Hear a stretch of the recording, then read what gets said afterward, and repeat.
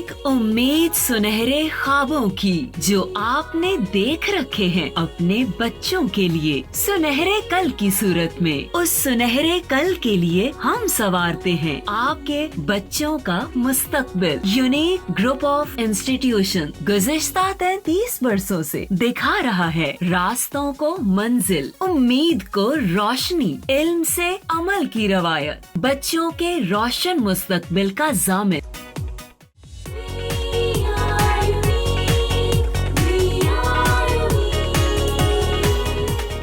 बिस्मिल्लाहिर्रहमानिर्रहीम। My name is Sobia अमीन। बेटा 9th class के ऑनलाइन लेक्चर सीरीज़ का आज हमारा नेक्स्ट लेक्चर है। हम पढ़ रहे हैं chapter number 3 that is related to the dynamics. और डायनामिक्स में हम क्या पढ़ रहे हैं? Study of the motion of objects with discussing the cause of motion. It means कि with reference to the force and mass, जिसमें हमने पिछले लेक्चर्स में पढ़े थे न्यूटन्स लॉज ऑफ मोशन। आज उससे नेक्स्ट जो है हमारा टॉपिक है that is the tension in a string. कोई भी ऑब्जेक्ट अगर हम किसी स्ट्रिंग के साथ अटैच करते हैं तो फिर हमने उस ऑब्जेक्ट में कितना एक्सेलेरेशन प्रोड्यूस हुआ है और उस स्ट्रिंग के अंदर कितनी टेंशन है, हमने इन चीज़ों को आज डिस्कस करना है अपने इस लेक्चर में। हमारा लेक्चर नंबर है जी 30। बेटा टेंशन क्या है एंड एक्सेलेरेशन क्या है और स्ट्रिंग के अंदर इन चीज़ों को हम कैसे फाइंड आउट कर सकते हैं, इससे रिलेटेड 2 केसेस हैं जिसको हम 1 बाय 1 डिस्कस करेंगे। सबसे पहले तो देखिए कि टेंशन क्या है। आप लोग कहते हैं ना कि सम टाइम मुझे बहुत टेंशन हो रही है। इसका मतलब क्या होता है कि टेंशन किस चीज़ की है? आपके एग्ज़ाम्स हैं, आपका कोई रिज़ल्ट डे है या आपको कोई परेशानी है, तो उसमें आपकी ब्लड की सर्कुलेशन इस तरह होती है कि आपकी जो वेन्स हैं उसमें एक स्ट्रेच जो है वो क्रिएट हो जाता है। वो स्ट्रेच की वजह से आपको फील होता है कि आपको क्या है, टेंशन है। अब सेम चीज़ जो है हम टेंशन को डिस्क्राइब करेंगे हमारे इन केसेस में, जिसमें हम डिस्क्राइब करते हैं सबसे पहले कि टेंशन क्या होती है। आपके हाथ में कोई स्ट्रिंग है, कोई थ्रेड है, आपने इस थ्रेड को दोनों हाथों से यूं खींचा तो उस थ्रेड के अंदर क्या चीज़ प्रोड्यूस होगी? टेंशन प्रोड्यूस होगी। यानी उसमें जो तनाव है, जो स्ट्रेच करने से उसमें जो फोर्स क्रिएट हुई that is called the tension in a string.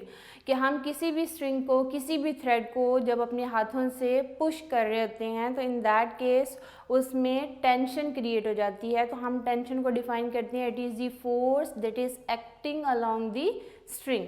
अब उसमें कौन कौन सी कंडीशंस हैं कि ऑब्जेक्ट मूव करेगा, कौन सी कंडीशंस हैं कि ऑब्जेक्ट मूव नहीं करेगा, रेस्ट पे रहेगा, इक्विलिब्रियम में रहेगा, इन सारी चीज़ों को डिस्कस करते हैं।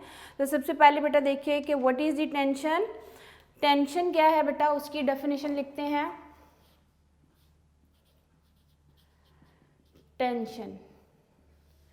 Tension is the force that is acting along the string.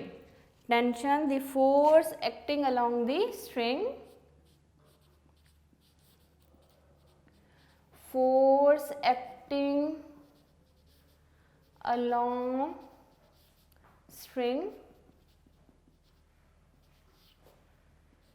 the string when it is subjected to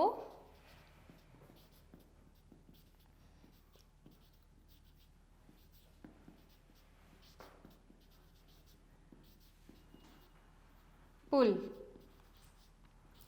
जब हम उसको पुल करेंगे, खींचेंगे, तो उसमें जो फोर्स क्रिएट होगी वो क्या कहलाएगी? टेंशन इन दी स्ट्रिंग कहलाती है। अब इसको टेंशन को हम रिप्रेजेंट करते हैं कैपिटल टी से। It is represented by letter capital T.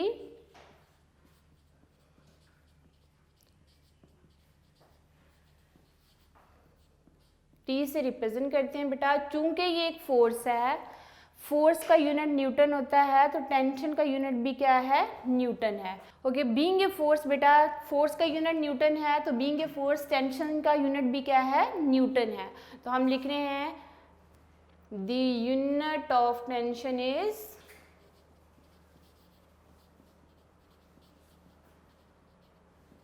Newton.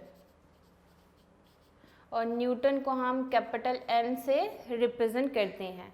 अब बेटा कंडीशंस क्या है कि कब जो है टेंशन इक्वल टू वेट होती है और ऑब्जेक्ट इक्विलिब्रियम में होगा।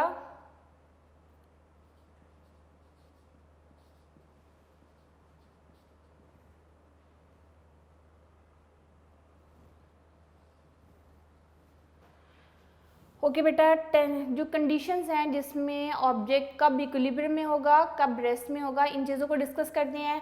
अज्यूम कीजिए ये आपके पास एक स्टैंड है और इस स्टैंड के साथ हमने एक यहाँ पे इस पोर्ट के साथ थ्रेड को बांधा और यहाँ से इसके साथ हमने एक ब्लॉक जिसका मैस m है उसको अटैच किया।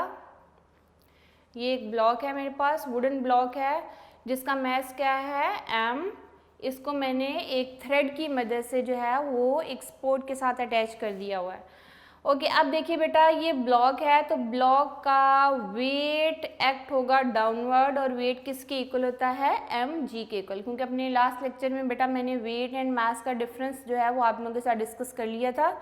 वेट का फॉर्मूला क्या होता है, mg, m is the mass of this block and g is the gravitational acceleration या वो फोर्स ऑफ ग्रेविटी जो कि इस ऑब्जेक्ट के ऊपर एक्ट हो रही होती है, that is equal to the weight of the object. उसके बाद बेटा ये स्ट्रिंग है, इस वेट को बैलेंस करने के लिए इस स्ट्रिंग में जो फोर्स एक्ट होती है that is called the tension in the string. इसको हम कैपिटल T से रिप्रेजेंट करेंगे। अब इस केस में ये ब्लॉक रेस्ट पे है, ये ब्लॉक इक्विलिब्रियम में है। इक्विलिब्रियम का मतलब भी क्या होता है, इसके ऊपर एक्ट होने वाली नेट फोर्सेस क्या होती हैं, 0 होती हैं। तो इन दैट केस ये ब्लॉक जो है वो रेस्ट पे है। ब्लॉक कब रेस्ट पे होगा, जब टेंशन किसके इक्वल होगी, वेट के इक्वल, और वेट किसके इक्वल होगा, mg के इक्वल। तो इस केस में बेटा अगर तो टेंशन इक्वल टू वेट है और वेट किसके इक्वल है, mg के इक्वल, इस केस में object will be in equilibrium और इन रेस्ट पोजीशन। यानी इसको ऊपर एक्ट होने वाली नेट फोर्स क्या होगी, 0 होगी। जितना वेट होगा उसको बैलेंस करने के लिए अपवर्ड डायरेक्शन में क्या है, टेंशन है। According to Newton's third law of motion, to every action there will be equal but opposite reaction. ये बेटा एक कंडीशन होगी कि ऑब्जेक्ट रेस्ट पे कब होगा, जब टेंशन किसके इक्वल होगी, वेट के इक्वल, और वेट किसके इक्वल होगा, mg के इक्वल। इस केस में ऑब्जेक्ट रेस्ट पे होगा और ऑब्जेक्ट में किसी किस्म की मूवमेंट क्रिएट नहीं होगी। सेकेंड कंडीशन क्या है बेटा कि अगर वेट ज़्यादा हो, वेट टेंशन से ज़्यादा हो, तो फिर क्या होता है, ऑब्जेक्ट डाउनवर्ड डायरेक्शन में मूव करेगा। फॉर एग्जांपल मेरे पास एक बेटा पुली है और पुली को मैंने अटैच कर दिया यहाँ पे। पुली के ऊपर से मैंने एक थ्रेड गुजारा, यहाँ पे एक ऑब्जेक्ट जिसका मैस जो है m1 और दूसरी का मैस क्या है m2। इस ऑब्जेक्ट का मैस m1 है और इसका मैस क्या है m2। मैंने इस पुली के ऊपर से थ्रेड की मदद से इसको अटैच करके इस थ्रेड को पुली के ऊपर से गुजार दिया। इस केस में ऑब्जेक्ट जो है m1 उसका मैस ज़्यादा है m2 से, तो ये ऑब्जेक्ट किधर जो है मूव करेगा, डाउनवर्ड डायरेक्शन में। तो अगर बेटा वेट ज़्यादा हो टेंशन से, इस केस में वेट ज़्यादा है टेंशन से, तो ये ऑब्जेक्ट किस तरह मूव करेगा, डाउनवर्ड। तो अगर वेट ज़्यादा हो टेंशन से then object will move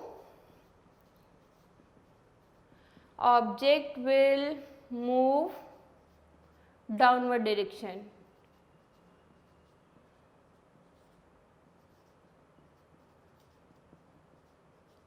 then object will move in downward direction.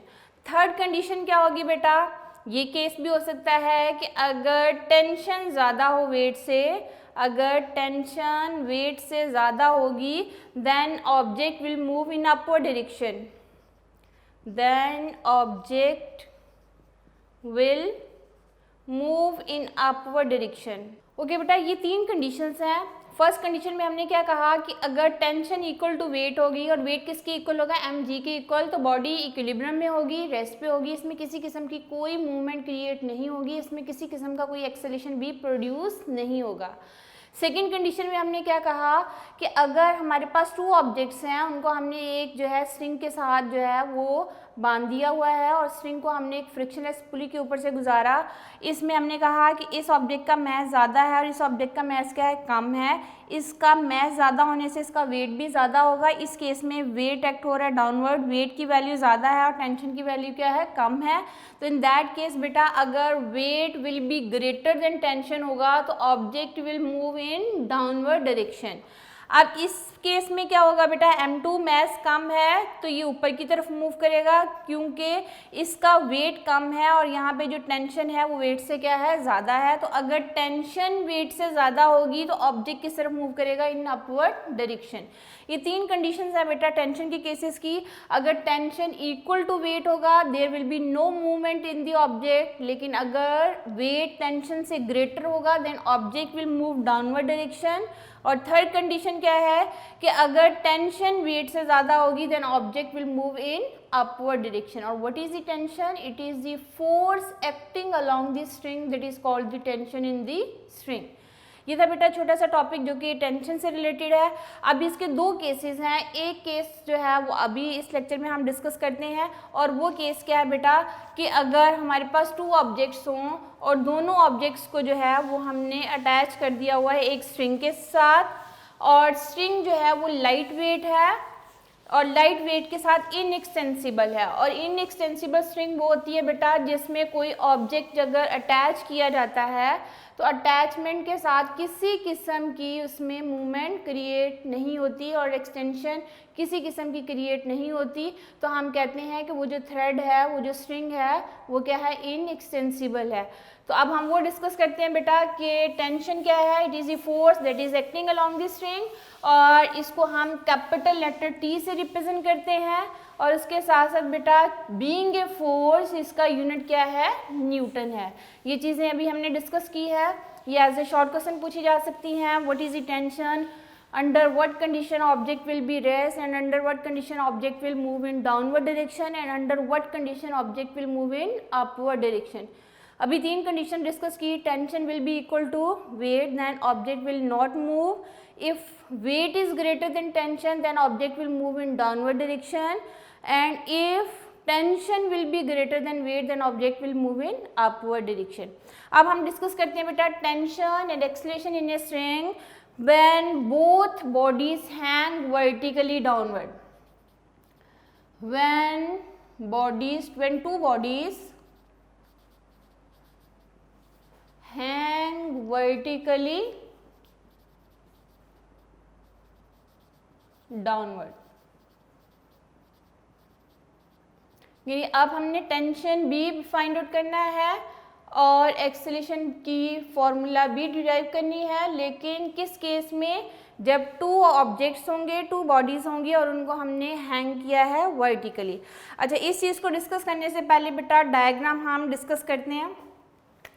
मेरे पास है एक फिल्म स्पोर्ट और इस फिल्म स्पोर्ट के साथ अटैच है एक फ्रिक्शनलेस पुली। और आप लोगों को पता है कि पुली क्या होती है बेटा, एक ऐसा डिवाइस है जिसमें रोटेशन प्रोड्यूस होती है एक एक्सिस के क्रॉस। ये यूजुअली राउंड डिस्क की फॉर्म में होती है, उसके ऊपर जो है ऊपर वाली साइड पे एक स्लॉट बना होती है, उस स्लॉट पे हम कोई भी थ्रेड जो है रखेंगे तो वो पुली जो है इजीली एक एक्सिस के क्रॉस क्या कर सकती है, रिवॉल्व कर सकती है। यूजुअली पुली जो है वो हैवी लोड्स को लिफ्ट करने के लिए यूटिलाइज होती है। ओके बेटा, ये एक फ्रिक्शनलेस पुली है। फ्रिक्शनलेस पुली का मतलब क्या होगा कि ये अपने एक्सिस के अक्रॉस फ्रीली मूव कर सकती है, इसमें किसी किस्म की फ्रिक्शन नहीं है, ये इजीली मूव कर सकती है। अगर आपकी पुली में या आप जो पुली यूज़ कर रहे हो उसमें किसी किस्म की फ्रिक्शन हो तो उस फ्रिक्शन को कम करने के लिए हम उस पुली को ऑयल या ग्रीस लगा देते हैं, तो उसमें फ्रिक्शन क्या हो जाती है, कम हो जाती है। तो ये जो पुली है बेटा, ये क्या होनी चाहिए, फ्रिक्शनलेस होनी चाहिए। पुली will be frictionless, frictionless.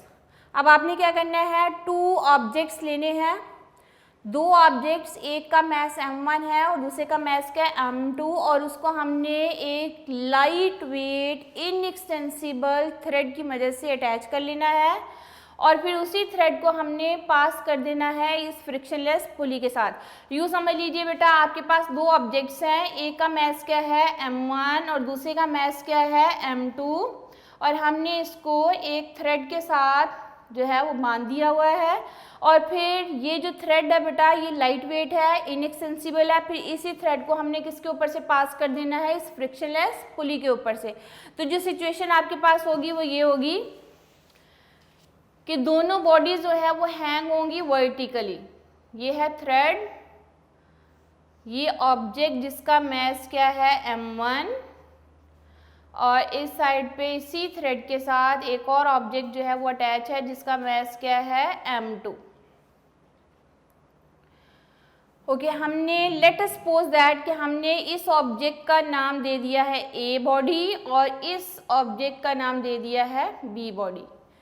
A body का मास है m1 और बी बॉडी का मास है बेटा m2, और हमारे पास जो ये ऑब्जेक्ट है m1 इसका मास स्लाइटली ग्रेटर है m2 से, यानी m1 mass is slightly greater than m2 mass.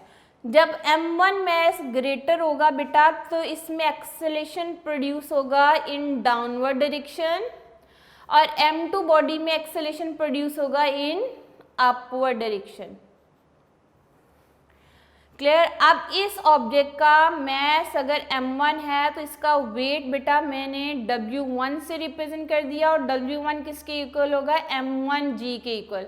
Wait का फॉर्मूला क्या होता है mg, चूंकि इस ऑब्जेक्ट का मास m1 है तो मैंने कैसे लिखा m1g, और इस वेट का जो रिएक्शनल फोर्स होगी that is the tension in the string, उसको मैंने कैपिटल T से रिप्रेजेंट कर दिया बेटा।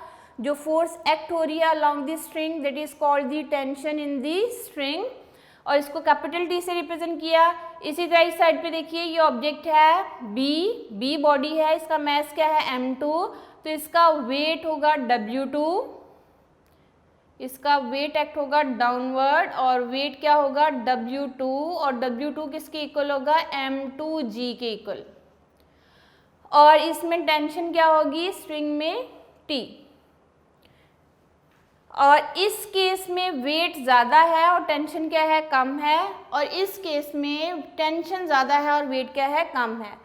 तो यहाँ कंडीशन कौन सी अप्लाई हुई कि if weight is greater than tension then object will move in downward direction, और बी बॉडी के ऊपर कौन सी कंडीशन अप्लाई होगी बेटा if tension is greater than weight then object will move in upward direction.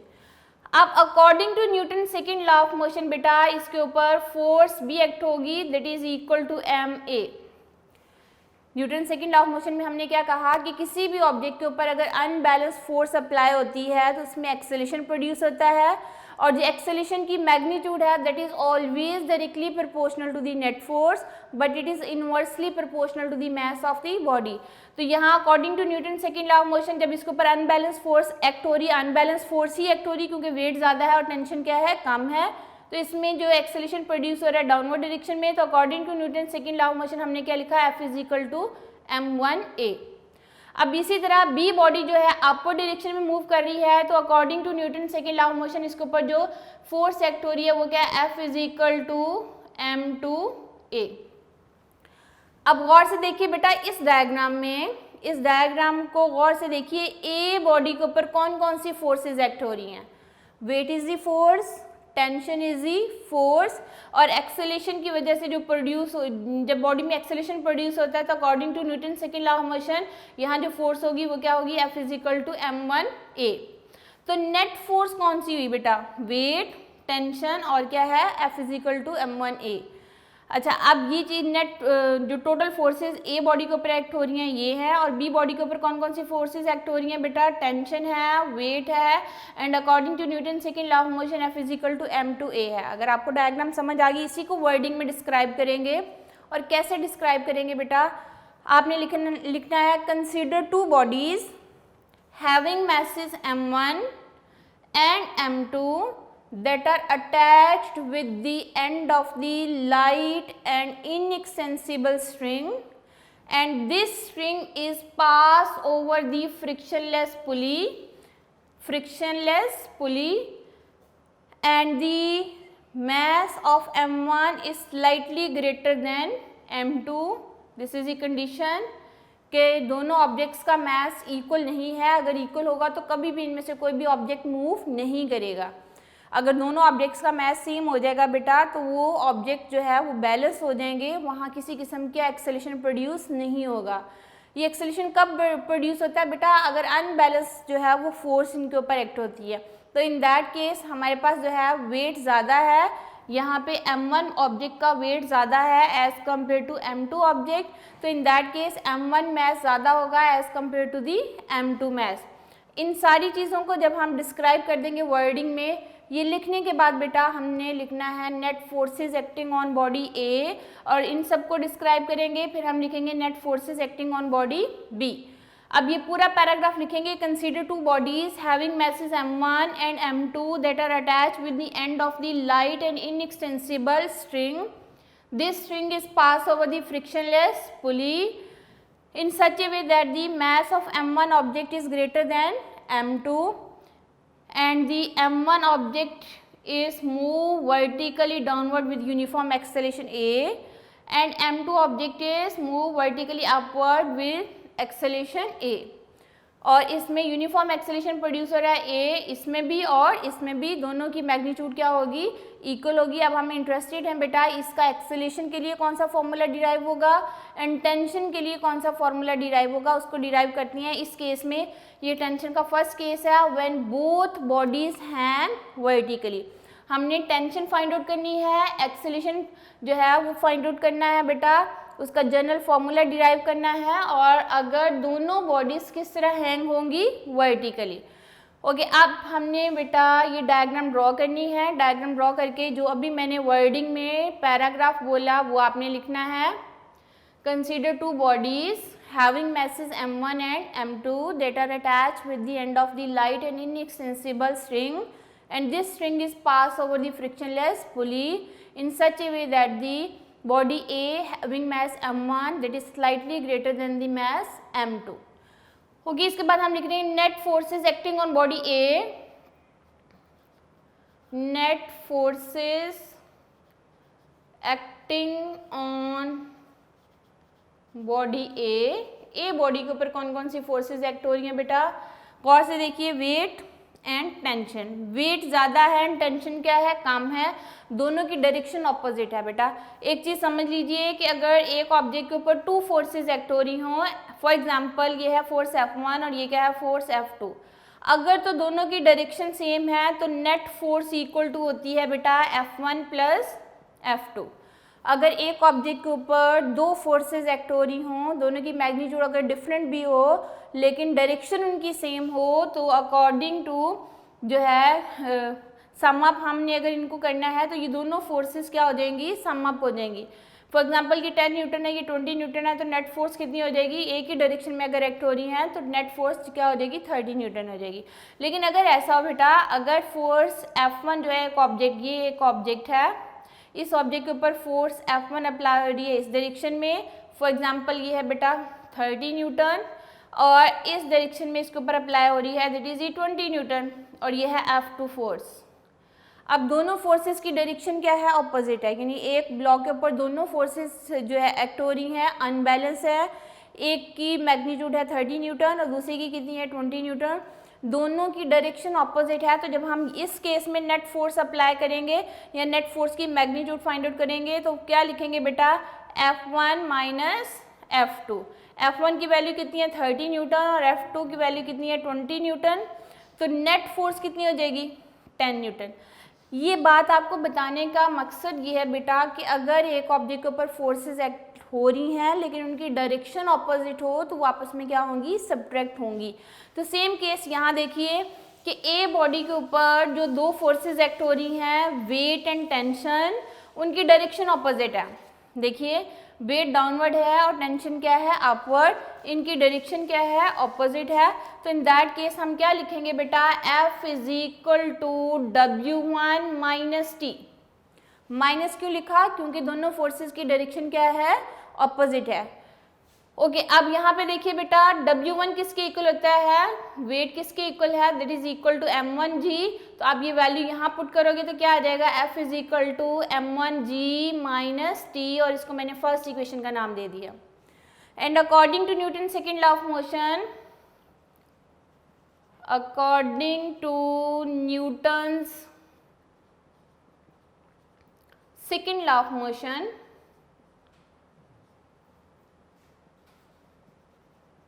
Second law of motion के मुताबिक बेटा फोर्स किसके इक्वल होगा, m1a के इक्वल होगा। अब आप दोनों को कंपेयर कर दीजिए या इस F की जगह ये वैल्यू पुट कर दीजिए by comparing equation 1 and 2।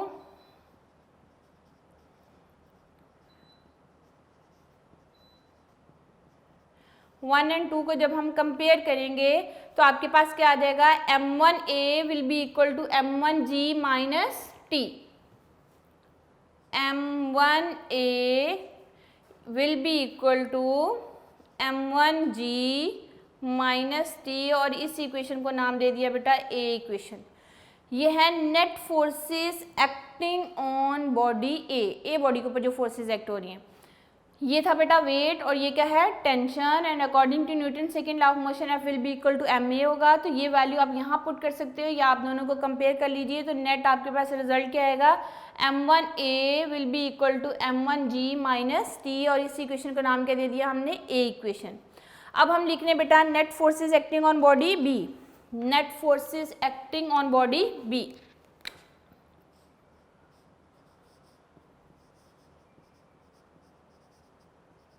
Net forces acting on body B, B body के ऊपर कौन कौन सी फोर्सेस एक्ट हो रही है। इस डायग्राम में देखिए ये है बी बॉडी का वेट क्या है W2 और टेंशन क्या है बेटा T।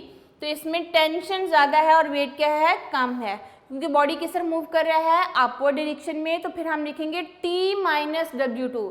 उसकी रीज़न क्या है, जो फोर्स ज़्यादा होती है उसको पहले लिखा जाता है और जो फोर्स की वैल्यू कम होगी वो बाद में लिखी जाती है। तो अब हमारे पास जो है net forces acting on body B, body के ऊपर जो फोर्सेस एक्ट होंगी उसके लिए हम लिखेंगे बेटा F will be equal to T, tension पहले लिखेंगे और वेट बाद में लिखेंगे। वेट क्या है इसका, W2, और वेट किसके इक्वल होगा बेटा, as W2 will be equal to m2g। तो आपके पास यही इक्वेशन क्या बन जाएगी, F is equal to T minus m2g। अब हमने क्या किया, वेट की जगह उसकी वैल्यू लिख दी, और वेट किसके इक्वल था बेटा, m2g के इक्वल। ठीक है, ये मैंने साइड पे हिंट लिख दिया, और इसको हम थर्ड इक्वेशन का नाम दे देते हैं। And according to Newton second law of motion,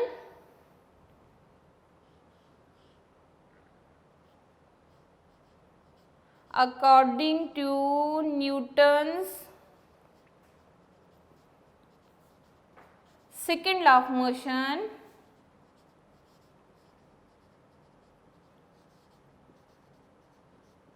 second law of motion के मुताबिक बेटा F किसके इक्वल होगा, that is equal to m2a के इक्वल। इसमें चूंकि एक्सेलेरेशन प्रोड्यूस हो रहा है तो वो हम उसको लिखेंगे F will be equal to m2a, body का मास m2 है और उसमें एक्सेलेरेशन a प्रोड्यूस हो रहा है। तो अब हमने third equation and fourth equation को क्या कर देना, कंपेयर कर देना। तो हम लिखेंगे बेटा by comparing equation 3 and 4, by comparing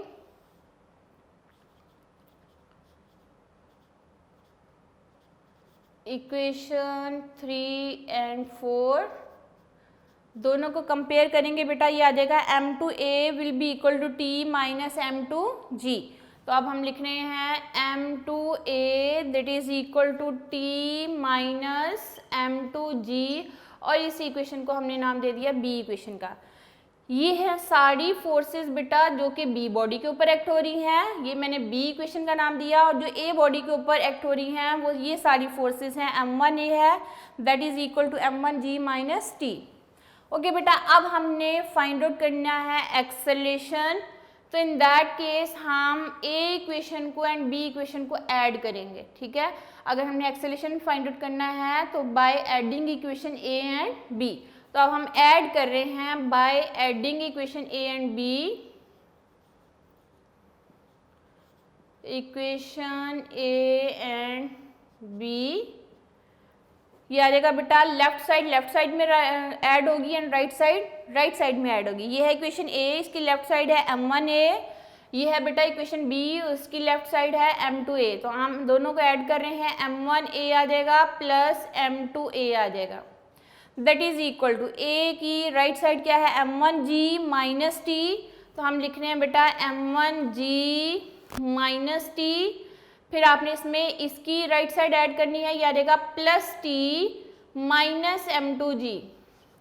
अब देखिए ये प्लस टर्म है और ये माइनस टर्म्स है, सेम है, टी जो है इसमें भी और इसमें सेम है लेकिन साइन ऑपोजिट है, तो ये एक दूसरे के साथ क्या हो जाएंगी, कैंसल आउट हो जाएंगी। अब आपके पास ये बचेगा, यहाँ से एक्सेलेरेशन कॉमन ले लीजिए, यहाँ भी एक्सेलेरेशन मौजूद है, यहाँ भी एक्सेलेरेशन मौजूद है, इसको कॉमन लेंगे, बाकी क्या बचेगा आपके पास m1 प्लस m2। क्लियर है। अब यहाँ टर्म्स आपके पास बची हैं बेटा m1g माइनस m2g, तो अब आपने यहाँ से g कॉमन ले लेना है, m1 आ जाएगा माइनस m2 आ जाएगा और g हमने कॉमन ले लिया क्योंकि दोनों टर्म्स में मौजूद है। ओके, अब यहाँ से हमने फाइंड आउट करना है बेटा एक्सेलरेशन, तो ये पूरा फैक्टर इधर आके क्या हो जाएगा, डिवाइड हो जाएगा। तो आपके पास आ जाएगा m1 minus m2 divided bye, ये फैक्टर इधर आके डिवाइड होगा, ये आ जाएगा m1 प्लस m2 और साथ बेटा g मल्टीप्लाई होगा। ये हमारे पास आ गया है formula in order to find the acceleration. और यहाँ से हम क्या शो कर सकते हैं बेटा कि अगर हमें ऑब्जेक्ट्स की मैसेज पता हो तो हम इसमें एक्सेलरेशन कितना प्रोड्यूस हो रहा है उसकी मैग्नीट्यूड क्या कर सकते हैं, फाइंड आउट कर सकते हैं। और g की वैल्यू अर्थ की सरफेस के ऊपर आप सबको पता है कितनी वैल्यू होती है, 10 ms-2, क्योंकि अर्थ की सरफेस के ऊपर ऑब्जेक्ट्स के ऊपर जो फोर्स ऑफ ग्रेविटी एक्ट हो रही है, ग्रेविटेशन एक्सेलरेशन के साथ जो ऑब्जेक्ट्स मूव करते हैं उसकी वैल्यू कितनी होती है, 10 ms-2। ये है बेटा एक्सेलरेशन फाइंड आउट करने का फॉर्मूला। यहाँ से इस फॉर्मूला से हम ये g जो है ये भी फाइंड आउट कर सकते हैं। g क्या है, ग्रेविटेशनल एक्सेलरेशन। अब इस फॉर्मूला से मैं जब फाइंड आउट करूंगी मैं g इस साइड पे लिखा रहने दूंगी बेटा, ये फैक्टर इधर आके क्या हो जाएगा, डिवाइड हो जाएगा। ये पूरा फैक्टर इधर आके डिवाइड होगा तो आपके पास फॉर्मूला क्या बनेगा, फॉर्मूला बनेगा बेटा m1 plus m2 divided by m1 minus m2 और साथ बेटा मल्टीप्लाई होगा ये एक्सेलरेशन। अब आप इसको जो है थोड़ा अरेंज करके लिख लीजिए, जो चीज टर्म फाइंड आउट करनी है उसको आप लेफ्ट साइड पे लिख दीजिए। तो हम g will be equal to m1 plus m2 divided by m1 minus m2 और साथ बेटा a जो है मल्टीप्लाई हो रहा है। ये मैंने रेड कलर्स के साथ लिख दिया क्योंकि ये जो है बेटा फॉर्मूला यूटिलाइज होगा in order to find the gravitational acceleration. यानी अगर हमें ऑब्जेक्ट का एक्सेलरेशन, लीनियर एक्सेलरेशन कितना प्रोड्यूस हुआ है उसकी वैल्यू पता हो तो हम ग्रेविटेशनल एक्सेलरेशन की वैल्यू भी क्या कर सकते हैं, फाइंड आउट कर सकते हैं। अब बेटा अगर तो ये सिस्टम, ये same arrangement, same system value of g को फाइंड आउट करने के लिए यूटिलाइज होता है तो इसको हम बोलते हैं एटवुड मशीन। इसको क्या बोला जाता है, एटवुड मशीन। यहाँ मैं लिख भी रही हूँ कि अगर सेम सिस्टम हमारे पास वैल्यू ऑफ g को फाइंड आउट करने के लिए यूज होता है तो उसको हम बोलते हैं बेटा एटवुड मशीन। एटवुड मशीन, इसको एटवुड मशीन क्यों कहा जाता है बेटा, क्योंकि ये सेम सिस्टम, सेम अरेंजमेंट सबसे पहले एक साइंटिस्ट था जॉर्ज एटवुड। जॉर्ज एटवुड ने यही अरेंजमेंट, यही सिस्टम सबसे पहली दफ़ा ग्रेविटेशनल एक्सेलरेशन को फाइंड आउट करने के लिए यूटिलाइज किया था। तो इस वजह से अगर तो सेम अरेंजमेंट, सेम सिस्टम जो है वो वैल्यू ऑफ g को फाइंड आउट करने के लिए यूटिलाइज हो तो इस मशीन को क्या बोल दिया जाता है, Atwood machine. By using this formula g is equal to m1 plus m2 divided by m1 minus m2 और साथ a जो है वो मल्टीप्लाई हो रहा है। तो यहाँ पे ये सिस्टम यूटिलाइज होगा अगर वैल्यू ऑफ g को फाइंड आउट करने के लिए, तो इसको क्या बोला जाता है बेटा, Atwood machine. After the name of the scientist, क्योंकि फर्स्ट टाइम उसने वैल्यू ऑफ g को फाइंड आउट करने के लिए ये सिस्टम इंट्रोड्यूस करवाया तो इसलिए इस मशीन को क्या बोला जाता है, एटवुड मशीन। ये हमने बेटा एक्सेलरेशन की मैग्नीट्यूड फाइंड आउट कर ली। अब हम फाइंड आउट कर रहे हैं टेंशन इन ए स्ट्रिंग। ये फॉर्मूला हमने डिराइव किया है एक्सेलरेशन के लिए। ये फॉर्मूला इसी से हमने जो है मज़ीद सिंप्लीफाई करके वैल्यू ऑफ g को कैलकुलेट करने के लिए यूज़ किया। और अगर ये फॉर्मूला यूज़ होगा बेटा और ये सिस्टम यूज़ होगा in order to find the value of g, तो ये मशीन क्या कहलाती है, एटवुड मशीन। अब हम फाइंड आउट करेंगे टेंशन इन द स्ट्रिंग। तो जब हमने tension in the string find out करना है तो हमने a equation and b equation को डिवाइड कर देना है। यानी एक्सेलरेशन फाइंड आउट करने के लिए तो बेटा हमने a एंड b इक्वेशन को ऐड किया था। ये देखिए यहाँ मैंने लिखा by adding equation a and b we get the acceleration, but by dividing equation a and b we find the formula for the tension in the string. अब A equation है बेटा ये हमारे पास एंड बी इक्वेशन हमारे पास ये है। हमने ए equation को एंड बी इक्वेशन को एक दूसरे के ऊपर क्या कर देना है, डिवाइड कर देना है और फिर उसको सिंप्लीफाई करेंगे तो हमारे पास एक्सेलेरेशन का फॉर्मूला डिराइव हो जाएगा। अब मैं लिख रही हूँ बेटा by dividing equation A and B, by dividing equation A and B, we get the formula to find acceleration, to find tension in the string। ठीक है, टेंशन फाइंड आउट करने के लिए हमने ए इक्वेशन एंड बी इक्वेशन को क्या कर देना बेटा, डिवाइड कर देना। अब ए इक्वेशन की लेफ्ट साइड जो है लेफ्ट साइड पे डिवाइड होगी एंड राइट साइड जो है वो राइट साइड पे डिवाइड होगी। ये है मेरे पास ए इक्वेशन की लेफ्ट साइड m1a है, ये डिवाइड हमने कर देनी है बी इक्वेशन की लेफ्ट साइड पे। तो हम क्या लिखेंगे बेटा, m1a डिवाइडेड बाय क्या आ जाएगा, m2a, that will be equal to किसके इक्वल आएगा बेटा, ये ए इक्वेशन की राइट साइड है, इसकी राइट साइड बी इक्वेशन की राइट साइड पे आपने क्या कर देनी है, डिवाइड कर देनी। तो हम क्या लिखेंगे, m1g minus T divided bye आएगा बेटा t माइनस, ये है इसकी राइट साइड, ये आएगा t माइनस m2g। क्लियर है। अब आपने यहाँ जो सेम टर्म्स हैं वो कैंसिल आउट करनी है और फिर सिंप्लीफाई करना है। यहाँ सेम टर्म्स कौन सी हैं बेटा, सेम टर्म्स है एक्सेलेरेशन। ये मैं एक्सेलेरेशन से क्या कर रही हूँ, कट कर रही हूँ और उसके बाद आपने सिंप्लीफाई करना है। आगे मैं देखिए सिंप्लीफाई कर रही हूँ तो बेटा क्या आएगी equation, m1 divided by m2 that is equal to m1g minus T divided by t minus m2g। अब आपने क्रॉस मल्टीप्लिकेशन करनी है, इसके बाद आपने क्या करना है, क्रॉस मल्टीप्लिकेशन। क्रॉस मल्टीप्लिकेशन क्या होगी बेटा, m1 इधर मल्टीप्लाई हो जाएगा एंड m2 जो है वो इधर मल्टीप्लाई हो जाएगा और मल्टीप्लाई करने के बाद आपने इसको सिंप्लीफाई करते जाना है तो फिर आपके पास डिराइव हो जाएगा टेंशन का फॉर्मूला। अब मैं m1 बेटा मल्टीप्लाई कर रही हूँ t माइनस m2g के साथ, तो ये आपके पास आ जाएगा m1 into T minus m2g that is equal to, ये m2 इधर मल्टीप्लाई होगा तो ये आपके पास क्या बन जाएगा, m2 into m1g minus T. ये हो गया आपके पास। अब आपने m1 को ये ब्रैकेट के अंदर जितनी वैल्यूज हैं उनके साथ मल्टीप्लाई कर देना, तो आपके पास क्या आएगा, m1t minus m1 m2 into जी। ये मैंने मल्टीप्लाई कर दिया, that will be equal to, अब आपने m2 को अंदर मल्टीप्लाई करना है तो आपके पास क्या आ जाएगा बेटा, m1 पहले लिखूंगी मैं, m1 m2 और फिर g आ जाएगा माइनस m2t जो है वो आपके पास टर्म आ जाएगी। ये m2t के साथ मल्टीप्लाई होगा तो क्या आएगा, m2t। ये मैं फिर से रिपीट कर रही हूँ बेटा, फिर से देखिए हमने क्या किया स्टेप में, m1 को हमने यहाँ पे आगे मल्टीप्लाई किया इस ब्रैकेट में तो m1t आ जाएगा, फिर आगे क्या आएगा माइनस साइन, फिर क्या आएगा m1 multiply by m2 into G that is equal to, आगे m2 को अंदर मल्टीप्लाई करेंगे बेटा, मैंने m1 जस्ट जो है उसको अरेंज करने के लिए पहले लिखा है m1 इंटू m2 इंटू जी आ जाएगा माइनस ये m2t के साथ भी क्या होगा, मल्टीप्लाई होगा। अब इसके बाद आपने क्या करना है बेटा, वो टर्म्स जिसके एंड पे t आ रहा है यानी टेंशन आ रहा है उसको इक्वेशन के एक साइड पे लिए है और वो टर्म्स जिनके साथ g आ रहा है यानी ग्रेविटेशनल एक्सेलरेशन आ रहा है उन टर्म्स को आप इक्वेशन की दूसरी साइड पे लेके जाएं। अब आप देखिए बेटा यहाँ पे है m1t और इस साइड पे जो है टर्म ये माइनस में हम इक्वेशन के इस साइड पे लेके आएंगे तो क्या हो जाएगा बेटा, प्लस हो जाएगा, ये आ जाएगा plus m2t that is equal to, ये आ जाएगा बेटा टर्म m1 m2g और ये टर्म इक्वेशन के इस साइड पे माइनस में है, इक्वेशन की दूसरी साइड पे जाएगी तो क्या हो जाएगी, प्लस हो जाएगी। हम लिखेंगे प्लस m1 m2 इंटू जी।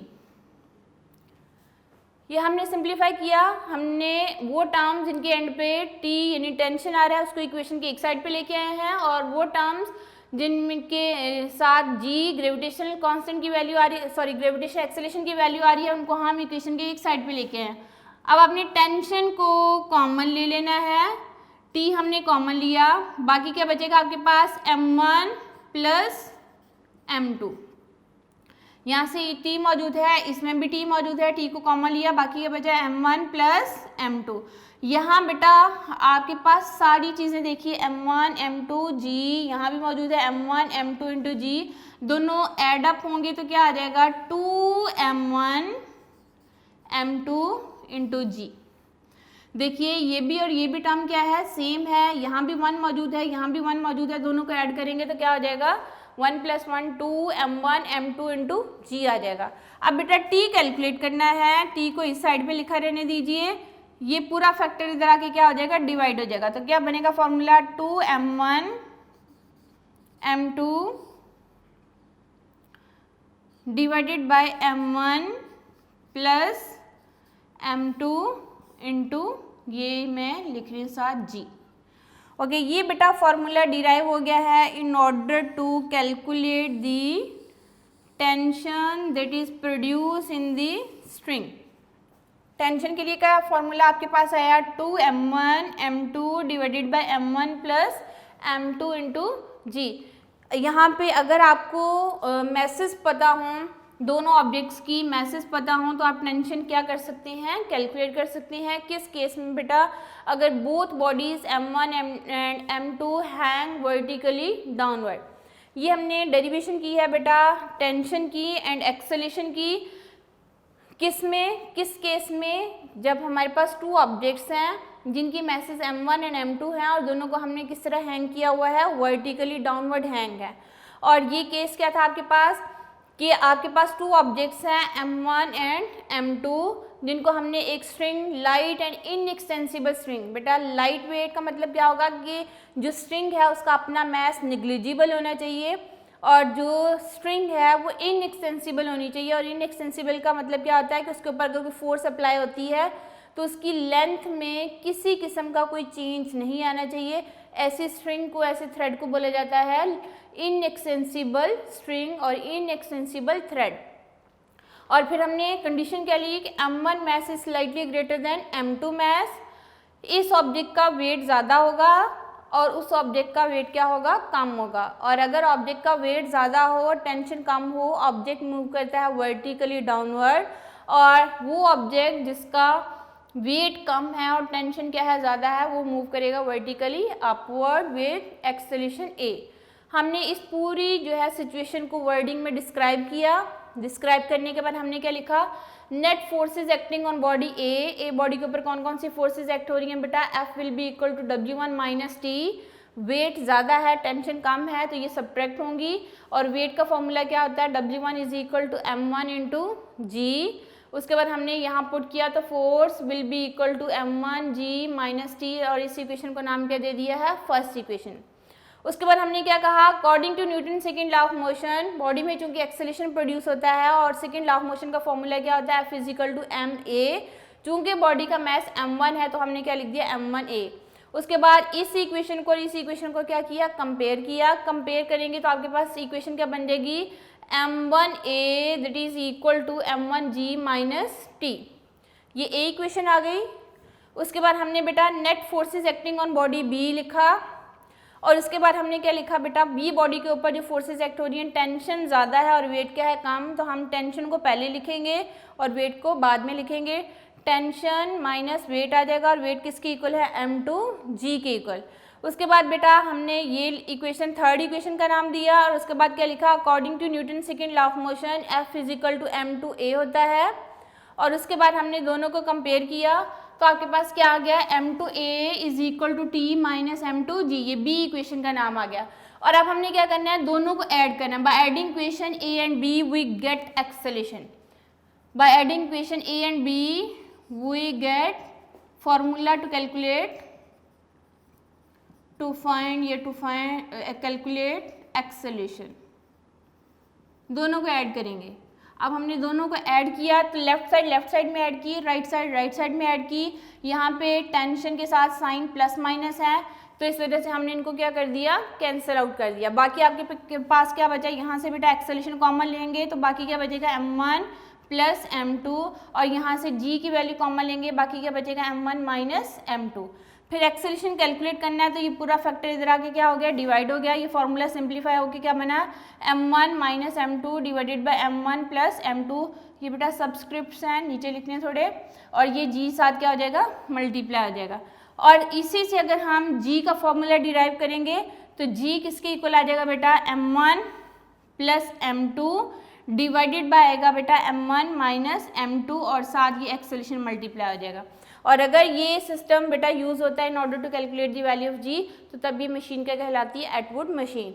फिर हमने बेटा टेंशन कैलकुलेट करनी थी, तो हमने दोनों इक्वेशन को जो है वो डिवाइड कर दिया, a एंड b इक्वेशन को क्या किया, डिवाइड किया। By dividing a and b equation left side पे डिवाइड होगी, राइट साइड में डिवाइड होगी, तो आपके पास फॉर्मूला सिंप्लीफाई हो जाएगा, और सिंप्लीफाई होके क्या बनेगा, t is equal to 2m1 m2 divided by m1 plus m2 into g। ये थे बेटा हमारे पास आज की डेरिवेशन, जिसमें हमने कैलकुलेट किए, डिराइव किए formulas for the tension and acceleration produce in the string and in the body when both bodies hang vertically downward. और अब हम नेक्स्ट लेक्चर में इसका एक और केस करेंगे टेंशन का। ये सिंपल है बेटा, डेरिवेशन है, एक दफ़ा आप इसको करके लिख के देखिए तो आपको कोई प्रॉब्लम नहीं होगा। और इनके जो रिज़ल्ट हमने फार्मूलाज डिराइव किए हैं वो फिंगर टिप पे लर्न होने चाहिए, क्योंकि इन फार्मूला को यूटिलाइज़ करते हुए हमने एग्जाम्पल्स भी सॉल्व करनी है और हमने कुछ न्यूमेरिकल्स भी सॉल्व करने हैं। उम्मीद है आपको आज का लेक्चर समझ आ गया होगा। तब तक के लिए अल्लाह हाफ़िज़, फिर नेक्स्ट लेक्चर के साथ हाजिर होंगे।